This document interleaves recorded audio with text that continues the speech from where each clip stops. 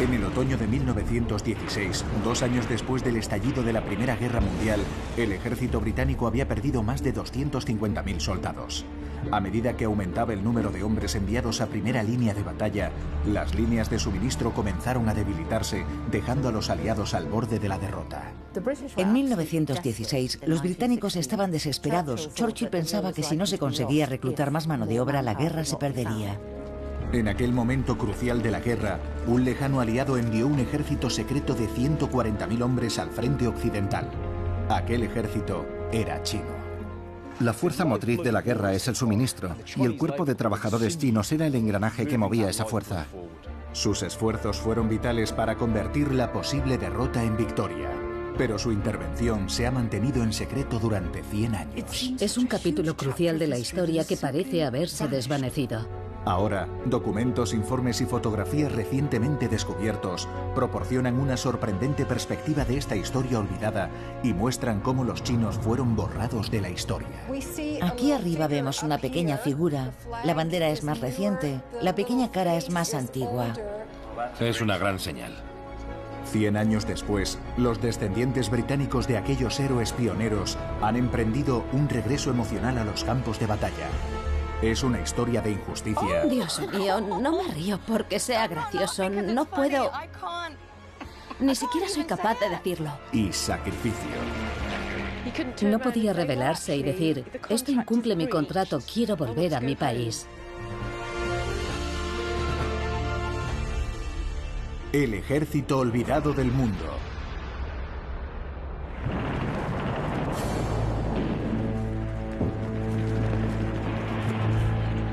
El 1 de julio de 1916, primer día de la batalla del Somme, el ejército británico sufrió 57.000 bajas, la mayor pérdida de vidas en un solo día en la historia militar británica. En noviembre, las pérdidas alcanzaron la cifra de 500.000 de hombres. A medida que se reclutaban más soldados para realizar tareas de apoyo en las líneas de retaguardia, la necesidad de trabajadores que los reemplazaran se volvió crítica. En 1916, los británicos estaban desesperados por reclutar mano de obra. Un ejército no funciona solo. Requiere una cantidad enorme de transporte, líneas ferroviarias, carreteras, construir trincheras, cavar trincheras, mantenerlas, trabajar en los tanques, mantenerlos en buen estado. Pero habían perdido tantos hombres en el Somme que había una escasez enorme de mano de obra. Por eso, en 1916, Churchill pensaba que si no se conseguía reclutar más mano de obra, la guerra se perdería. A 8.000 kilómetros de distancia, un país estaba dispuesto a ofrecer una solución. En 1916, China seguía siendo gobernada en parte por potencias coloniales, a pesar de que se había declarado república 4 años antes. Con sus invasores europeos en guerra entre sí, China vio la oportunidad de conseguir la plena independencia. Fue entonces cuando los chinos vieron la oportunidad de proporcionar mano de obra. Y como los británicos tenían un pequeño puesto de avanzada imperial en Weihai Wei, en la provincia de Shandong, donde los oriundos eran grandes y fuertes, se trataba del lugar perfecto para reclutar trabajadores que podrían llevar a cabo el trabajo duro. China era oficialmente neutral, por ello el proceso de reclutamiento se mantuvo en secreto. En octubre de 1916 comenzó el alistamiento de hombres en Shandong. Uno de los múltiples encargados de esta misión encubierta era un hombre de negocios británico que vivía en China, William J. Hawkins. Mi abuelo jamás habló de la Primera Guerra Mundial ni del cuerpo de trabajadores chinos, así que yo no sabía nada al respecto. John ha descubierto una misteriosa caja escondida en el cajón de una reliquia familiar. En su interior hay algo que no ha visto la luz del día desde hace un siglo. Esta caja de diapositivas ha permanecido en ese aparador, que yo sepa, desde 1918, cerca de 100 años, y ha constituido una gran sorpresa encontrarlas. Este es mi abuelo, de pie junto a un enorme proyectil. John ha desenterrado un tesoro histórico, un registro fotográfico único de la misión secreta británica para llevar trabajadores chinos al frente occidental. Este es el gran contingente del cuerpo de trabajadores chinos en Weihai, esperando para ser embarcados en un navío en el puerto. Weihai era un puerto controlado por los británicos en la provincia de Shandong. Durante el siglo XIX, China había sufrido una serie de humillantes derrotas militares, viéndose obligada a ceder territorio al Reino Unido, Francia, Rusia, Japón y Alemania. Ahora China estaba dispuesta a apoyar a los aliados con la esperanza de obtener una respuesta positiva en su apuesta por la soberanía. El abuelo de John, mandarino parlante, fue seleccionado para dirigir la operación debido a la distinguida reputación que su familia ostentaba en China. El ejército británico no se caracteriza por su gran sensibilidad, pero en este caso se realizó un verdadero esfuerzo para reclutar gente que tuviera ciertos conocimientos acerca de China. Detectives de Scotland Yard enviados a China tomaron las huellas dactilares a todos los chinos reclutados y a cada uno de ellos se le asignó un número individual, impreso en un brazalete que llevaban para poder ser identificados, ya que los nombres chinos resultaban muy confusos para los británicos. Con la promesa de un salario diario de 1 franco, 10 veces más de lo que un trabajador podía ganar en la pesca o en la labranza, no hubo escasez de reclutas para este ejército secreto chino.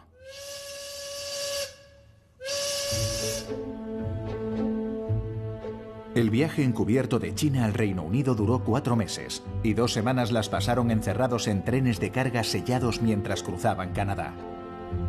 Se utilizaron buques de carga en los que viajaban centenares de trabajadores, apilados en espacios diseñados para albergar a un solo puñado de hombres. Las condiciones eran tan malas que más de 700 murieron en el viaje a causa de las enfermedades.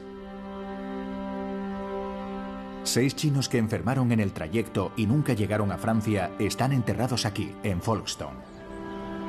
La familia de la actriz Jing Lucy es de Shandong, la provincia china de la que provenían los 6 hombres y la mayor parte de los demás trabajadores.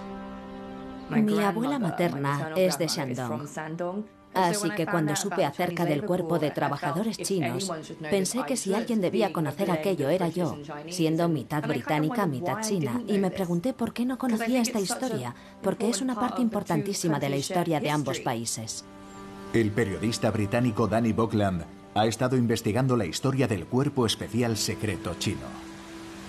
Lo que más me sorprende de esta historia es cómo pudo venir tanta gente de un país que se encuentra en el otro extremo del globo, teniendo que recorrer medio mundo a luchar por un país con el que no tenían prácticamente ningún tipo de relación. La utilización de trabajadores chinos era algo muy común. Iban a minas, plantaciones y tenían reputación de trabajar muy bien. Y debido a que en China la economía era tan pobre, no costó mucho contratar una fuerza de trabajadores chinos en lugar de gente del propio país. Trabajaban 7 días a la semana, 10 horas diarias, con muy pocas vacaciones y era un trabajo extenuante. Danny descubrió también la ubicación de los inmensos campamentos secretos donde los chinos permanecieron mientras estuvieron en el Reino Unido. Detrás de esa loma fue donde los trabajadores chinos vivieron durante los pocos días que estuvieron en Folkestone. En la época, no se informó de la presencia de trabajadores chinos en el Reino Unido porque el gobierno no quería que los sindicatos supieran que estaban importando mano de obra barata de China. Fotografías del campamento solo aparecieron en la prensa 50 años después del final de la guerra. Un día llegaban 2.000 personas, 2.000 se marchaban, y el propósito del gobierno era que la menor cantidad de gente posible supiera que los chinos estaban aquí. No se les permitía viajar libremente a través del Reino Unido ante la eventualidad de que pudieran ser vistos por los trabajadores portuarios y demás, y fueron cuidadosamente vigilados hasta que llegaron a Francia para llevar a cabo el trabajo que se les había encomendado. Uno de los 140.000 trabajadores que fueron enviados a Francia y a Bélgica fue Su Yongji. Su nieta Karen creció en Cheltenham y cuando él murió en 1980 tenía 8 años. Lo poco que sabe acerca de sus años de guerra proviene del folclore familiar. Rellenaba cráteres, esquivaba bombas, quitaba minas terrestres, arriesgaba su vida cada día. Me habría gustado hablar más de ello con él. Recuerdo muy bien su fuerza de carácter Él no necesitaba decir mucho para ganarse respeto. Karen ha venido a Francia a reunirse con la historiadora Frances Wood en la localidad de Le Portel, donde instalaron a muchos trabajadores cuando llegaron a Francia. Frances está mostrando a Karen fotografías de ellos trabajando. Mi abuelo trabajaba en un aeródromo, eso sí lo sé. Pero, ¿qué otros trabajos estaba previsto que hicieran los trabajadores chinos? Trabajaban inmediatamente detrás de las líneas de batalla, con el transporte esencial y en labores defensivas. Aquí están colocando sacos de arena a modo de barrera defensiva. Sí. Aquí conducen un maravilloso locomóvil que transporta productos.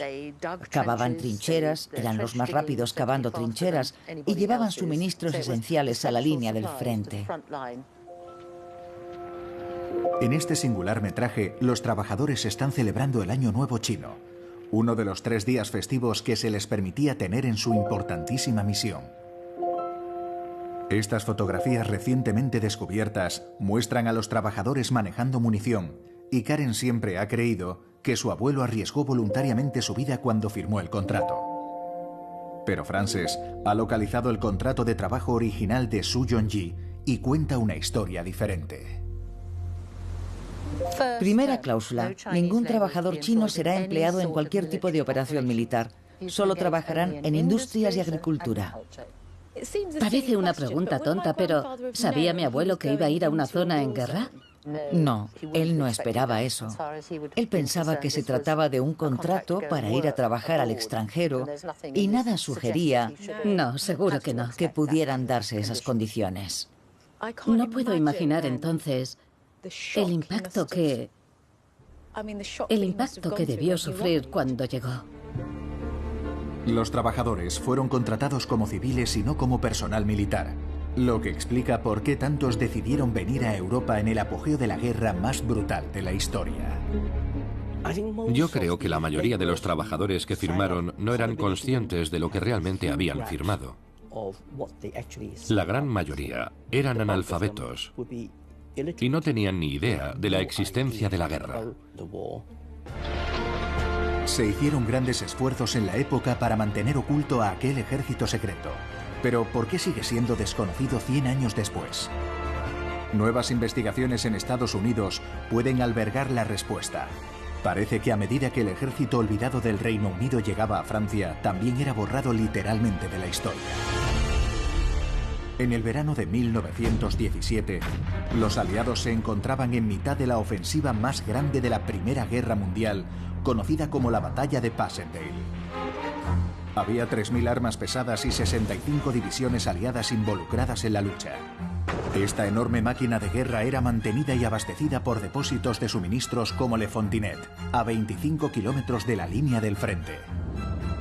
Jean se dirige a Le Fontinet, siguiendo los pasos de Kong Xiaode, un miembro del cuerpo de trabajadores chinos que vino del pueblo natal de su familia en Shandong.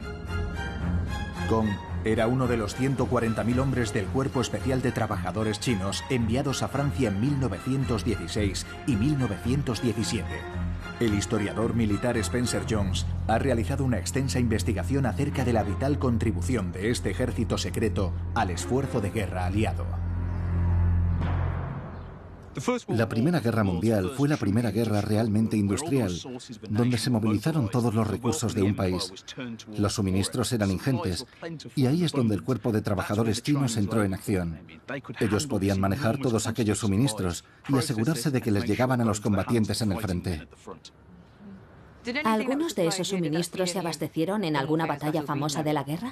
En las batallas más importantes, sin duda. La más famosa de ellas fue la Tercera Batalla de Ypres, que tuvo lugar no muy lejos de aquí. En la Tercera Batalla de Ypres, más conocida como Passchendaele, los aliados disparaban 5 millones de rondas de munición al día. Fueron los trabajadores chinos como Kong, trabajando 24 horas al día, cargando y entregando bombas, combustible y comida, quienes mantuvieron activa la ofensiva aliada. Tras 5 meses de desgaste agotadores, ambos ejércitos seguían atrapados en un punto muerto. Estoy aprendiendo ahora cuánto hace falta para apoyar una guerra, si es ese el término adecuado. ¿Y ninguno de aquellos hombres obtuvo ningún reconocimiento? No, yo creo que en gran parte se debe a la idealización de los combatientes y al olvido del trabajo sucio. descargar cajas de carbón, cargar cajas de munición y asegurarse de que los trenes funcionen día y noche no es un trabajo que comporte mucha gloria. Los chinos realizaron también un trabajo vital reparando y manteniendo tanques y fabricaron ingeniosas rampas con madera para poder cruzar trincheras de 4,5 metros de anchura. En un raro gesto de agradecimiento, el primer ministro Lloyd George reconoció su contribución en sus memorias. Son hombres inmensamente fuertes, y no era raro ver a uno de aquellos chinos coger un paquete de láminas de hierro corrugado de 150 kilos de peso y transportarlo tranquilamente como si de una simple piedra se tratara. Los británicos no hubieran podido mantener sus esfuerzos militares en 1917 sin el trabajo del cuerpo de trabajadores chinos. De hecho, aquel año, la contribución de los chinos fue mucho más importante que la de los americanos. Los americanos habían entrado en la guerra con gran fanfarria en abril de 1917, pero inicialmente fueron lentos a la hora de movilizar sus tropas y jugaron un papel relativamente menor aquel año. A pesar de ello, en París, artistas franceses trabajaban para incluirlos en un enorme mural triunfante que estaban elaborando con la esperanza de una victoria aliada. Lo llamaron el Panteón de la Guerra, y cuando estuviera terminado sería la pintura más grande del mundo. Más largo que un campo de fútbol, se expondría en una galería circular especialmente construida en París. El Panteón de la Guerra era una especie de quién es quién en la guerra. Hoy, el mural ya no existe en su formato original. Pero esta fotografía, publicada en un panfleto que acompañaba a la exposición, da una idea de su alcance y ambición. El historiador del arte Mark Levitch cree que el Panteón esconde un secreto que explica por qué los trabajadores chinos han sido olvidados por la historia. Este es el desplegable que contiene la pintura completa, El Panteón de la Guerra. Es la única copia que tenemos de la composición completa. El mural contaba con más de 5.000 figuras que representaban a los 23 países aliados que participaron en la guerra. Comenzamos con la sección italiana y aquí pasamos a la sección belga. Y esta sección está etiquetada como Inglaterra. Cada país fue representado con las nutridas filas de sus héroes de guerra, con sus trajes y uniformes nacionales. Esta es la sección estadounidense y se pintó de forma apresurada en 1917. Los estadounidenses se agregaron al final, con la composición prácticamente terminada cuando se unieron a la guerra. La pregunta es, ¿a quién se sacrificó para hacer sitio a este nuevo aliado? Mark ha descubierto una carta no publicada de uno de los principales expertos mundiales en la pintura que revela cómo los artistas del Panteón hicieron hueco. Cuando los artistas franceses, hastiados de la guerra, oyeron en 1917 que Woodrow Wilson había decidido entrar en el conflicto, el entusiasmo francés fue enorme. Entonces, los artistas se dispusieron apresurada y febrilmente a borrar la parte exterior izquierda del panel que se había dedicado a los países del lejano oriente. La pregunta es, ¿hay evidencias materiales que demuestren que los aliados del lejano oriente, incluidos los chinos, y especialmente los trabajadores chinos, constituyeron una parte importante de la pintura original? Eso es lo que espero que podamos desvelar. El mural original ya no existe en su totalidad, pero la sección estadounidense se recuperó para crear una obra mucho más pequeña que actualmente se exhibe en el Museo Nacional de la Primera Guerra Mundial en Kansas. Es esta sección estadounidense lo que interesa a Mark. Una zona en la que nos interesa concentrarnos está por aquí. La bandera estadounidense. Si te fijas, la puedes ver ahí arriba. Sí, la veo. Mark ha solicitado la ayuda de la conservadora Peggy DeWitt para intentar encontrar pruebas de que los chinos fueron borrados. ¿Serás capaz de encontrar pruebas de ello? No sé lo que encontraremos. Tengo que subir ahí y examinarlo exhaustivamente. Estupendo. Más de cerca y con más detalle. Peggy está buscando rastros de los trabajadores chinos bajo la superficie de la pintura. Ya. Muy bien. Aquí. Primero, utiliza luz rasante para identificar zonas donde la pintura original ha sido alterada. Estoy buscando pinceladas que sean incongruentes con el resto de la pintura. El infrarrojo permite a Peggy buscar las figuras ocultas bajo la superficie de la pintura, como los rayos X. La luz ultravioleta muestra los diferentes periodos de la pintura. Puedo decirte que este hombre es original porque emite una fluorescencia verdosa, pero lo que estamos buscando son las cabezas porque suelen tener una tonalidad más suave, así que serían pequeños círculos casi. Entonces, Peggy descubre una misteriosa figura entre los dignatarios estadounidenses. Mark, estamos viendo una pequeña figura aquí arriba con una gorra. No parece un uniforme normal, parece una gorra. Esta figura de aquí. La luz ultravioleta le dirá a Peggy si la misteriosa figura es más antigua que la bandera estadounidense. La bandera es más reciente, fosforece y es un poco más morada. La pequeña cara que vemos aquí detrás es más antigua y tiene un color verde azulado fosforescente. Es una gran señal. Parece que la figura se extiende a lo largo del lienzo, por debajo de la bandera. ¿Ha descubierto Peggy evidencias de que los trabajadores chinos estaban en la pintura antes de que pintasen a los estadounidenses encima? Los trabajadores chinos constituyeron una parte importante del esfuerzo de guerra francés, y ese es el motivo por el que se les incluyó. Así que la pregunta es, ¿por qué se les eliminó? La realidad es que el cuerpo de trabajadores chinos fue olvidado. Fue borrado del panteón de la guerra, porque China era un país débil, no solo militarmente, sino también política y económicamente. No se les consideraba importantes. Para entender por qué China obtuvo tan poco crédito en la historia de la guerra, Spencer ha traído a Jin al cuartel general del Cuerpo de Trabajadores Chinos en Noyelles, al norte de Francia. Ha estado investigando comportamientos hacia los chinos entre los oficiales del ejército británico. Los británicos tienen un aspecto superformal con sus uniformes militares, mientras que los miembros del Cuerpo de Trabajadores Chinos parecen campesinos. Sí, esa diferenciación entre los uniformes era un aspecto clave para establecer una sensación de distancia entre los oficiales y los soldados británicos y los miembros del Cuerpo de Trabajadores Chinos. Hay que recordar que los ingleses consideraban a los chinos una especie diferente, infantiles y cortos de luces, y tenían un concepto muy racista acerca de su estilo de vida, sus estándares educativos y demás. La cita de Richard Kipling, Occidente es Occidente, Oriente es Oriente y los dos nunca se encontrarán, constituye una buena ilustración de la actitud de las potencias occidentales. Occidente es muy superior, económicamente, filosóficamente, religiosamente. China, por ejemplo, no es una civilización que se encuentre al mismo nivel. En parte, la visión del mundo que tenían los británicos implicaba el deber y la misión civilizadora de elevar a quienes consideraban razas inferiores a un nivel superior. Y con esa idea se publicó un libro escrito por un oficial que sirvió en el Cuerpo de Trabajadores Chinos, cuyo título es este. Dios mío, no me río porque sea gracioso, no puedo...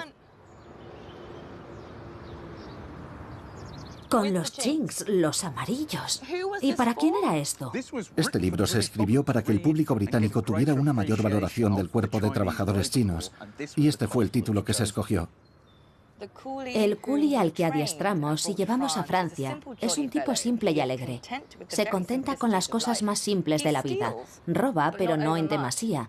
Se muestra radiante de felicidad y no para de sonreír.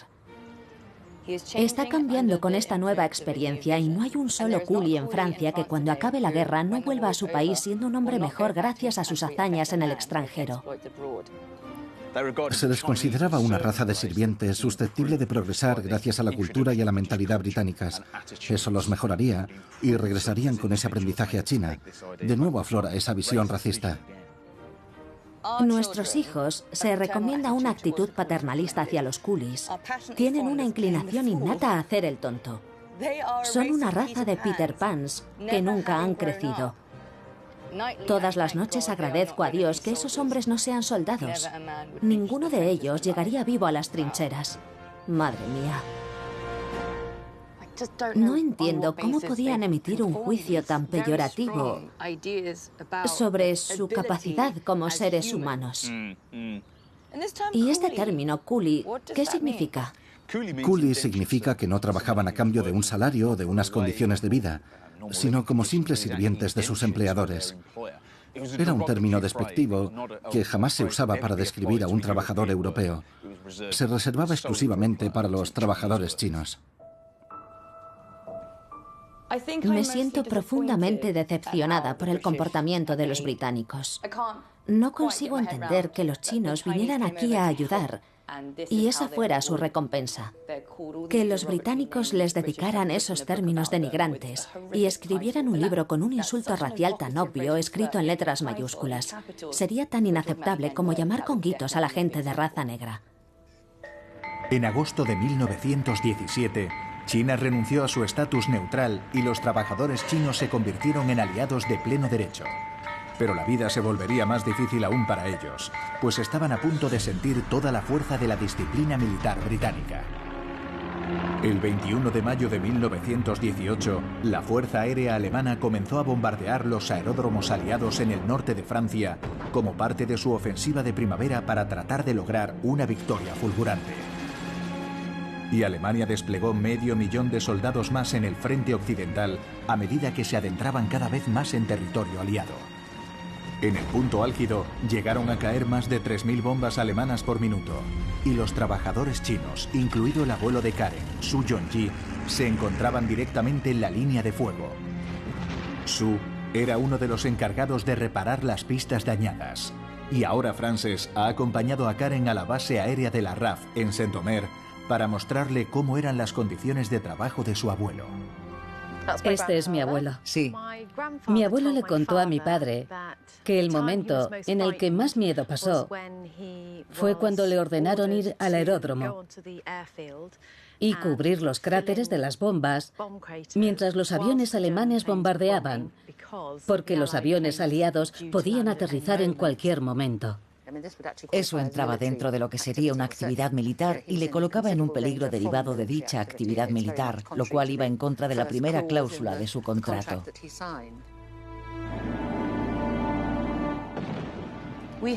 Habíamos venido a trabajar. Huelga decir que estábamos aterrorizados. En China nunca había visto nada parecido. Los millones de personas que están detrás de la línea del frente realizan todo tipo de tareas importantes para la guerra. No luchan en el campo de batalla, pero no son tan distintas de las que sí lo hacen. Es aterrador y espantoso.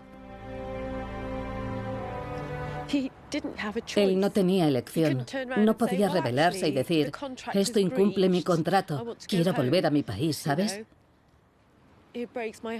Me rompe el corazón pensar lo lejos que estaba de su tierra y cuánto debió de extrañar a su familia. Tenía solo 19 años, era casi un niño. Antes no podían imaginar cómo era la realidad, pero ahora empiezo a hacerme una idea. Y simplemente siento mucho respeto por él y por todo lo que sufrió para que su familia estuviera aquí. El contrato de los trabajadores especificaba que habían sido empleados como civiles y no como personal militar y debían trabajar en una zona segura, situada al menos a 15 kilómetros detrás de la línea del frente. Pero en abril de 1918, los bombardeos alemanes se intensificaron tanto que ninguna zona estaba a salvo de los ataques. Jing ha acudido al Museo de los Campos de Flandes para reunirse con el historiador Dominique Dendoven, que ha investigado lo que le sucedió a su compatriota, Con Xiaode. A medida que la guerra se extendía más allá de la línea del frente, el hangar de suministros de Le Fontinet, donde estaba destinado Con, se convirtió en un objetivo para los aviones alemanes. Aquí está Le Fontinet. Los puntos rojos señalan dónde cayeron las bombas. Nosotros estábamos ahí. Como puedes ver, la zona ahí. junto al canal fue bombardeada por los aviones En alemanes. julio de 1918, los aliados lanzaron una contraofensiva masiva. Con la victoria o la derrota pendiente de un hilo, las tensiones dentro del campo aliado llegaron a un punto álgido y entre chinos y británicos se desataron las hostilidades. Fíjate en esto, pertenecía al padre Van Wolgen, un sacerdote local.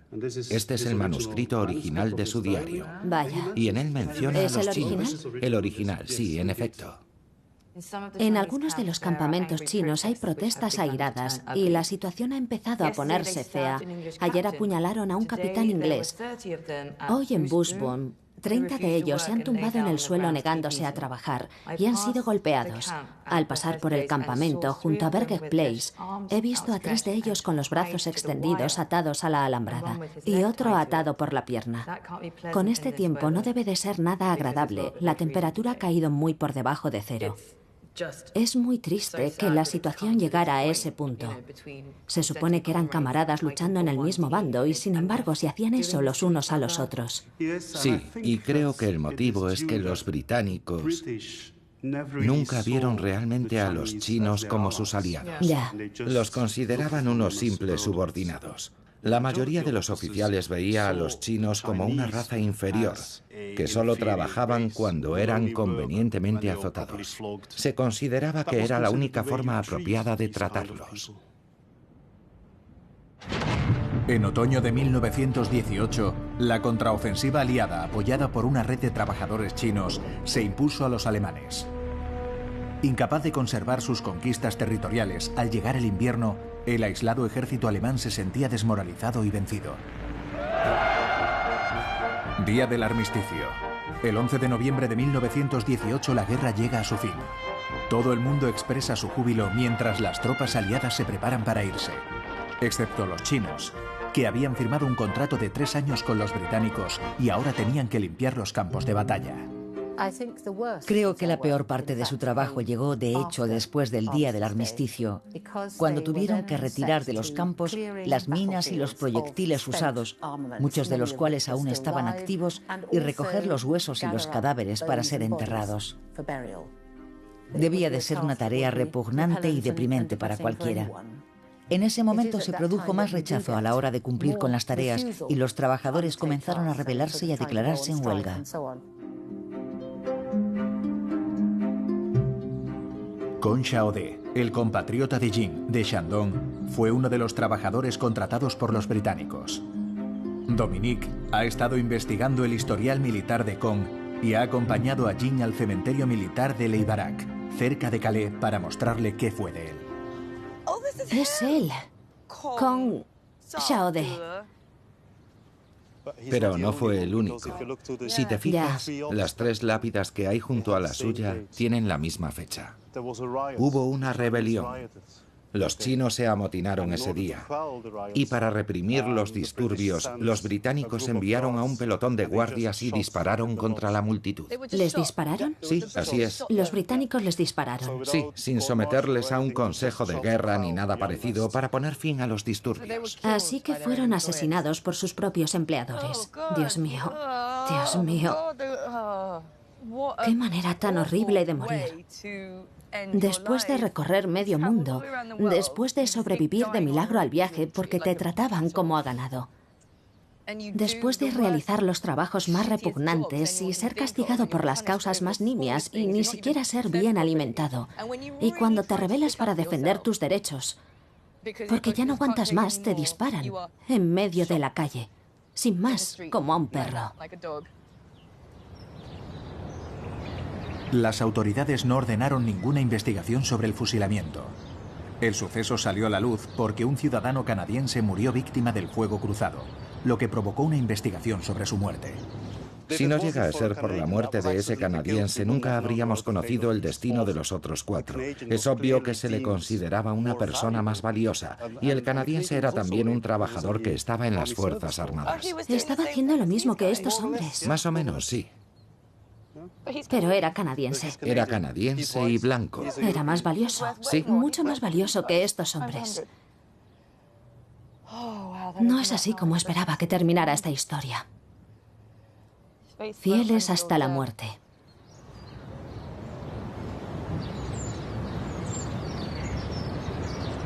Nadie sabe exactamente cuántos trabajadores chinos murieron en el frente occidental. Las estimaciones varían entre 5.000 y 10.000. 841 chinos están enterrados en este cementerio de Noyel, en el norte de Francia.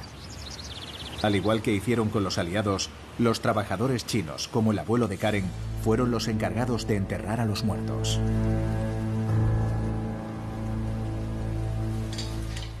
Estoy muy emocionada. Siento que estoy caminando por la misma tierra por la que caminó él. Me lo imagino en el aeródromo y me lo imagino enterrando a sus compatriotas aquí. Es una sensación muy emotiva, muy conmovedora. Siento como si él me estuviera mirando. Vaya otra vez.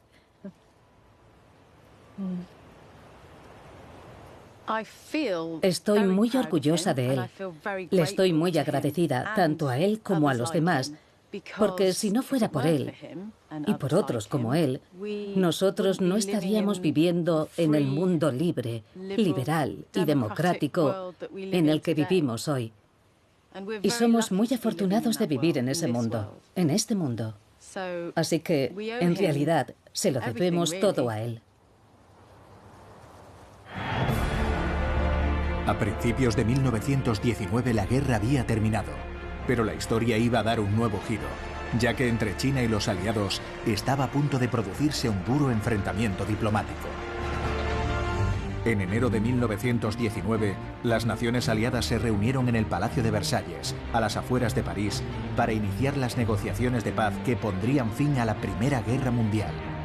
Muy lejos de la potencia global que es hoy, China era una república incipiente que intentaba deshacerse de un siglo de humillaciones a manos de las naciones europeas que ocupaban grandes áreas del país.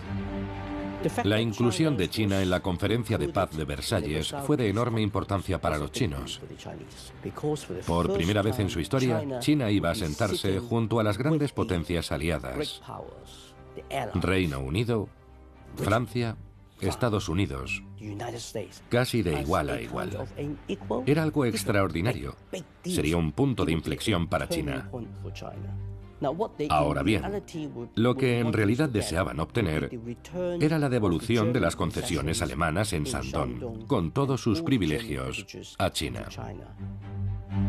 Pero en lugar de devolver los territorios alemanes a China, los aliados entregaron el control a otra potencia colonial y principal enemiga de China: Japón.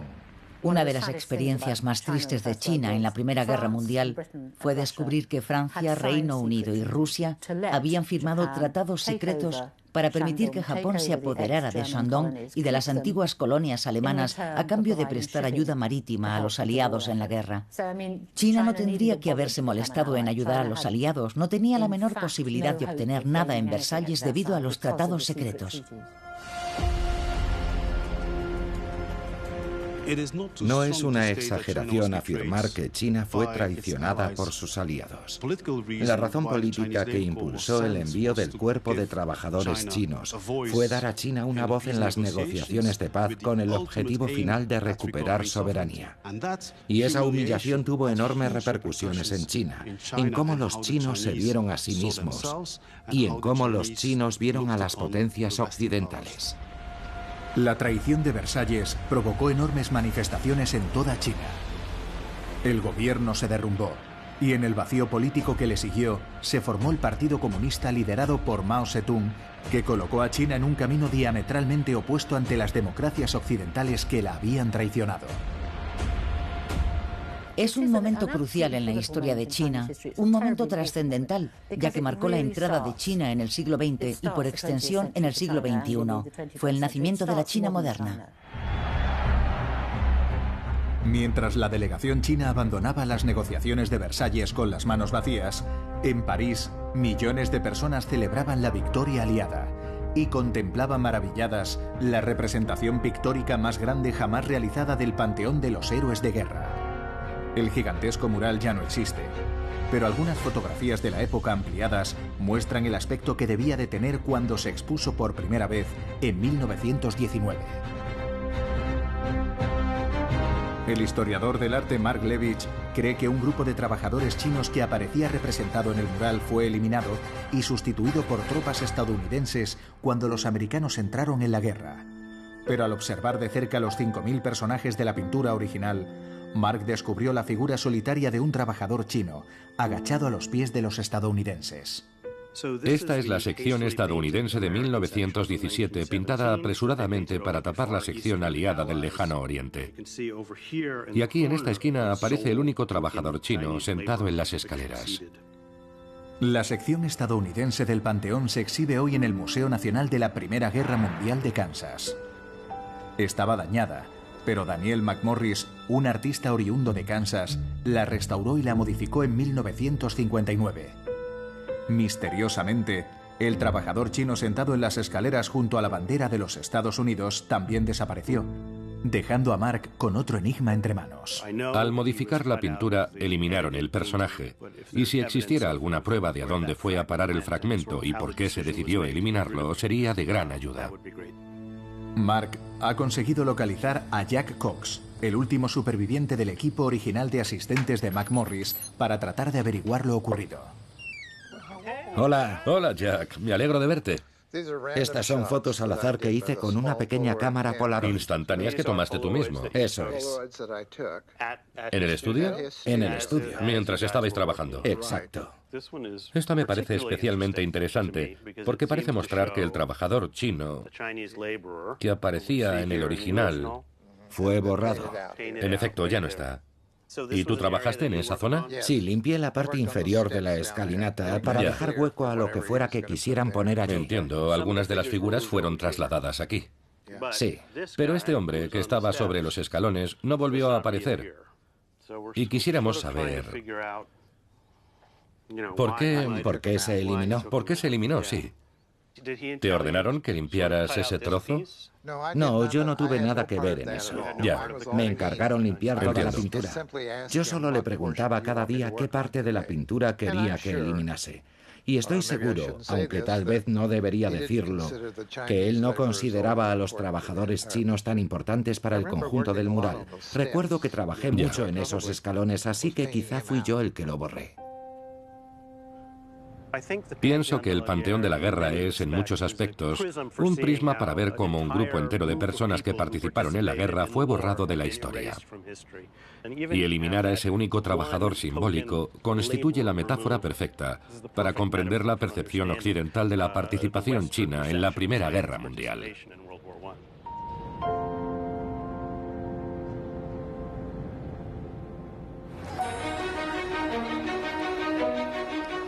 Pero los trabajadores chinos no han sido completamente olvidados. Hoy se les rinde homenaje en una exposición celebrada en el corazón del barrio chino de Londres. El cuerpo de trabajadores chinos contribuyó significativamente al esfuerzo de guerra de los aliados. Y el hecho de que fueran simples trabajadores no significa que debamos menospreciar su valor. Este es el momento de darles un reconocimiento oficial. El objetivo de este evento, celebrado en el China Exchange, es recaudar fondos para una campaña destinada a erigir un monumento conmemorativo en el Reino Unido en honor a estos trabajadores. Ha llegado el momento de decir y de reconocer por primera vez, como si retirásemos una enorme cortina y pudiéramos mirar al otro lado, la contribución de aquellas personas a nuestra libertad, nuestro bienestar, nuestra seguridad y nuestra forma de vida actual. Hoy, 60.000 monumentos conmemorativos de la Primera Guerra Mundial en el Reino Unido representan a 21 países diferentes, pero ninguno menciona la contribución de los 140.000 miembros del cuerpo de trabajadores chinos. Nadie pensó en rendirles homenaje de la forma en que se rindió homenaje a todos los demás que participaron en la guerra. Frances Wood, la historiadora de este cuerpo de trabajadores, apoya el proyecto de construir un enorme monumento conmemorativo en el centro de Londres. La idea es levantar un pilar de mármol, un huabiao. ¿Huabiao? Estos huabiaos, como el que se puede ver frente a la ciudad prohibida en Pekín, solían erigirse ante todos los edificios gubernamentales desde hace 2000 años en China. Son como estandartes donde se publicaban los bandos. Pero son muy hermosos porque están maravillosamente tallados y una nube atraviesa la parte superior. La idea es tratar de erigir un monumento como este en homenaje al cuerpo de trabajadores chinos. Hagámoslo ya. Me encanta la idea. Lo encuentro absolutamente adorable. Huabiao. Mientras se aguarda el permiso para su construcción, se va a descubrir una placa dedicada al cuerpo de trabajadores cuando se cumple el centenario de su creación en el China Exchange, respetando el último deseo de su fundador, el difunto Sir David Tang. El último correo electrónico que me envió David fue para alentar el apoyo de China Exchange a la campaña del cuerpo de trabajadores chinos. Hoy descubriremos una placa que se mostrará aquí para garantizar que todos nuestros visitantes sean conscientes de la contribución del Cuerpo de Trabajadores Chinos. Es muy importante que reconozcamos esta historia compartida, que nos une y nos enseña que tenemos más cosas en común de lo que nadie imagina. Para decirle a China que nos envió 140.000 hombres fuertes, a quienes les estamos profundamente agradecidos y a quienes recordamos. Sería un primer paso importante para corregir ese error de la historia. Karen y su padre Frank han acudido como invitados de honor para descubrir la placa, la primera que conmemora en este país al ejército olvidado del Reino Unido. Este es un momento realmente significativo. Es la primera vez que se reconoce públicamente la labor de mi abuelo y de todos los demás. Estamos muy agradecidos. Antes, el domingo de conmemoración era una fecha que siempre había sentido como algo distante, mientras que ahora me siento conectada de una forma muy personal. Me siento parte de la historia británica como nunca antes lo había hecho. Ojalá mi abuelo hubiera podido estar aquí hoy. Se habría sentido muy orgulloso de ver su trabajo finalmente reconocido y habría sido testigo de lo que se ha hecho en aras del merecido reconocimiento de sus compañeros del Cuerpo de Trabajadores Chinos.